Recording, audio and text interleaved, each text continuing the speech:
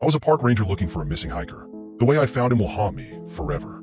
I've been a park ranger in Mount Hood National Forest for over a decade, and nothing has ever truly shaken me. Sure, there are the occasional lost hikers, a few wild animal sightings, but nothing out of the ordinary. That changed a few weeks ago. It started with a missing persons report.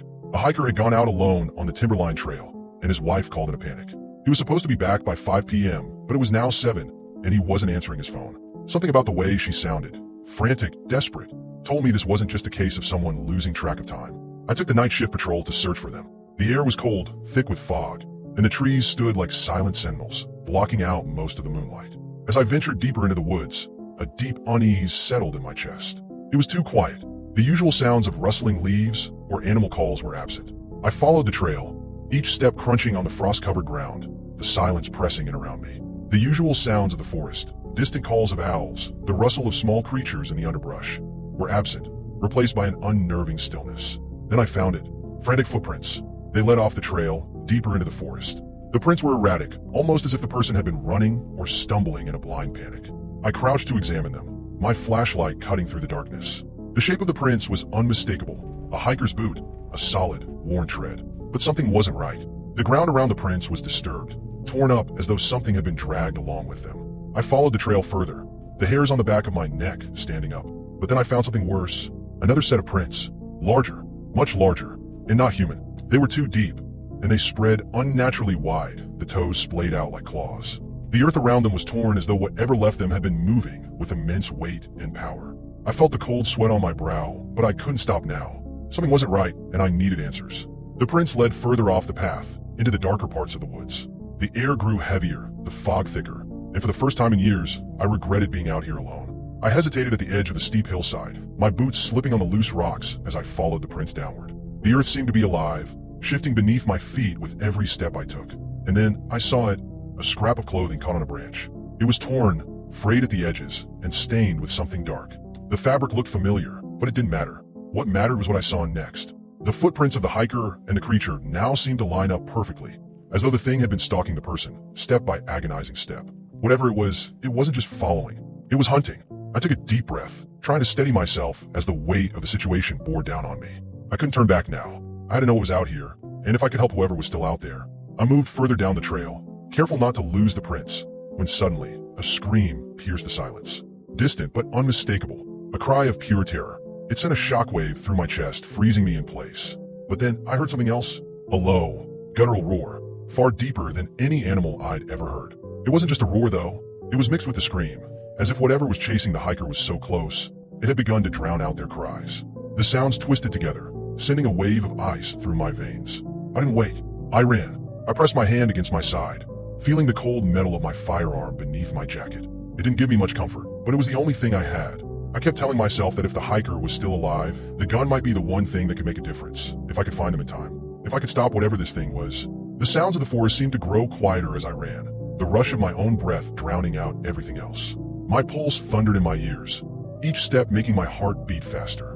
I had to focus. I had to find them. I slowed, my chest tightening as I tried to steady my breath. My heart was pounding too loudly now, and I was beginning to lose track of the sounds that had been guiding me. I listened intently, straining to hear anything, but the woods were eerily silent. No more screams, no more growls, just the sound of my own feet crunching the underbrush. The gully opened up, and the fog seemed to thicken. The hairs on the back of my neck stood up, a primal instinct warning me that something was very wrong. I stepped into the small clearing, shining my flashlight across the ground, scanning for any signs. My stomach twisted when I saw it, the signs of a struggle. Broken branches, trampled ground, torn up dirt, and then I saw the fabric, blood-stained, torn to shreds, lying in the grass like it had been discarded. I couldn't breathe for a second as I crouched down beside it. The fabric was too familiar. It was the same as the scrap I had found earlier. This was real. The hiker was here, and they were hurt. I fought to stay calm, but my mind was racing. This person wasn't just lost. They were being hunted. I could feel it deep in my gut, that sickening certainty. I had to keep going, had to find them before it was too late. But as I scanned the clearing, the silence grew heavier, more oppressive. Like something was watching me.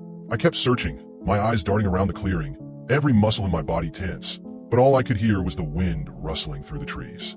The silence was deafening, heavy, as though the forest itself was holding its breath. But then I heard it, a gnarled, sickening crunch, a sound that made my blood run cold. I whipped around, flashlight in hand, the beam cutting through the darkness. My breath caught in my throat as my eyes locked onto the unimaginable scene just beyond the treeline. There lying in the shadows was the hiker, or what was left of him. His body was mangled, torn open like a rag doll, his entrails spilled across the ground in a sickening display of brutality. But worse than the body, worse than the blood, was the thing crouching behind him. The creature was massive, its hulking form towering over the shredded remains of the hiker. Its body was covered in matted, dark hair, thick and wild. Its head bobbed with each sickening crunch it made, the sound of bones breaking echoing through the night air. I could barely comprehend what I was seeing. Then it turned its head, its eyes locking with mine. Those eyes, they weren't like anything I had ever seen. Dark, empty, and full of hunger. Its mouth was a grotesque thing, stretched wide with sharp, jagged teeth, glistening with blood. The stench of it hit me like a wave, rancid and foul. In its clawed hands, it held the hiker's legs, tearing through them with a grotesque ease. The creature chewed through bone like it was nothing more than celery, its mouth moving with mechanical hunger. I stood frozen, too terrified to even breathe. The light from my flashlight wavered in my shaking hands as I tried to process what I was seeing. There was no mistaking it. This thing wasn't some animal or wild creature. It was something far worse, something far older. And it had seen me. The creature let out a shriek, a high-pitched, piercing scream that rattled through my skull, making my ears feel like they were going to burst. It was a sound so unnatural, so horrible, that I thought I might lose my hearing entirely. Before I could even react, the thing launched itself toward me with terrifying speed. I fumbled for my gun, heart hammering in my chest as I drew it. My hands were shaking, but I forced them steady. As it closed the distance, I fired. The first shot hit its shoulder, but the beast didn't falter. I squeezed off another shot, and this time, the bullet slammed into its massive chest. The creature stopped, its body jerking back from the impact, a guttural cry of pain escaping its monstrous mouth. For a moment, I thought it might charge again, but instead, it turned and fled into the woods. The sound of its massive frame crashing through the trees, snapping branches and uprooting saplings, echoed long after it had disappeared. I stood there, frozen, my breath ragged in my chest, the adrenaline surging through me. My heart pounded in my ears as I listened for any sign of it returning. Silence. Nothing but the faint rustle of the wind. I slowly lowered my gun, still on edge. I glanced back at the hiker's remains, his torn, mutilated body, a horrible reminder of the nightmare this forest had become. The peaceful trails I had once loved were now tainted with blood, with terror. The weight of what had just happened crashed down on me. I forced myself to take note of my location, marking the spot where the creature had attacked. I wasn't about to leave the area unguarded, but I had to get back to the station to report what had happened. With slow, deliberate steps, I began making my way back, keeping my gun drawn, my senses heightened. Every shadow in the forest seemed to move. Every sound felt like a threat. The night had become a living nightmare. I couldn't shake the feeling that something else was watching me, waiting for its chance. I arrived back at the station, every muscle in my body tight with tension, but nothing compared to the relief I felt when I stepped inside, the lights flickering on and casting a warm glow over the walls.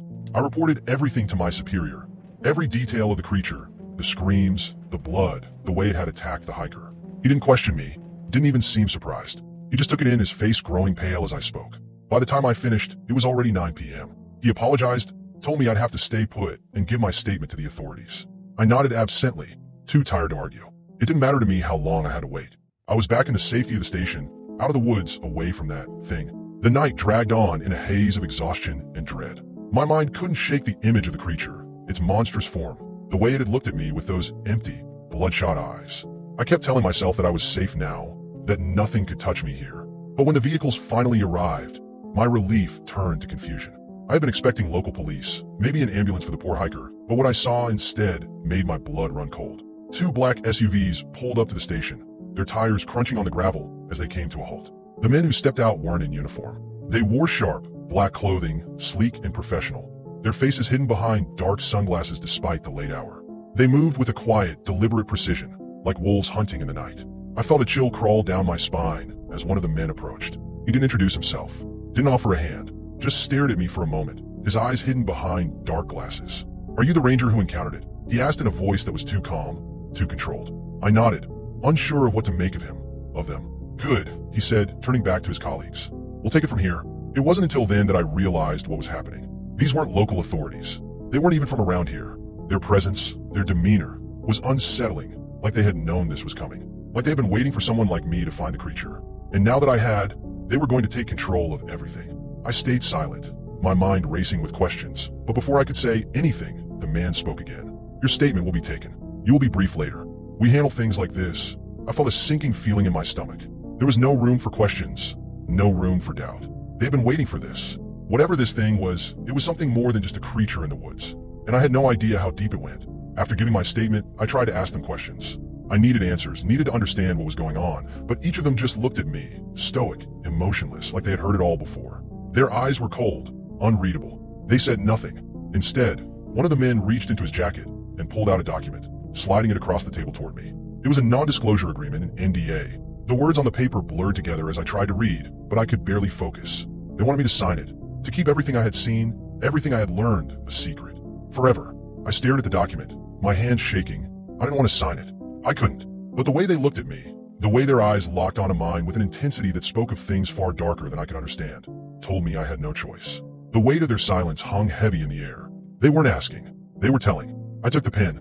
My fingers trembled as I signed the paper, each stroke of ink feeling like a surrender, a piece of my soul being locked away. The man nodded as I finished, sliding the document back into his folder without a word. But then he handed me another piece of paper. This one was different. It had details written in tight, precise handwriting. A story for me to tell. One that would be fed to the authorities if I ever dared to speak the truth. The man suffered a bear attack. I arrived too late to stop it. That's what I was supposed to say. Nothing about the creature. Nothing about the blood, the screams, the twisted horror I had witnessed. I looked down at the paper, a sickening twist in my stomach. The lie was laid out in front of me, and it tasted like metal on my tongue. I was supposed to accept it. I had no choice but to accept it. I nodded, my voice caught in my throat as I silently accepted the agreement. I wasn't sure what was worse, the horror of what I had seen, or the realization that I was now a part of something far bigger than I could ever understand. And I was expected to stay silent, to forget, but I couldn't, not completely. Something in me refused to believe that this was over. After that night, I quit being a ranger. I couldn't stay in that job anymore, not after everything I'd seen, everything I had been forced to bury.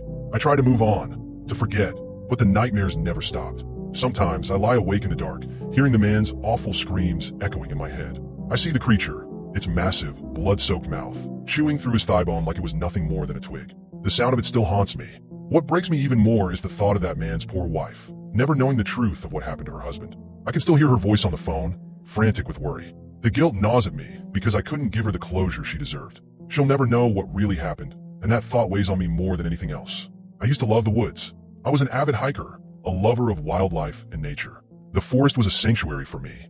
But now, after what I saw, I can never look at it the same way again. The smell of pine and damp earth now just reminds me of the blood and the hunger lurking in the shadows. I'm writing this now, trying to finally get it out of my head because I can't live with the images anymore. I fear they'll find out I've breached the NDA, and when they do, I know they'll come after me. They don't let people like me talk, but I can't keep living with this torment. If you're reading this, stay out of the forest. Please. It's not what it seems. And if you must go, be sure to go armed. You never know what might be lurking out there, waiting for you. It's not just the trees that can hurt you. The woods are full of things that should never be seen, things that are better left undiscovered.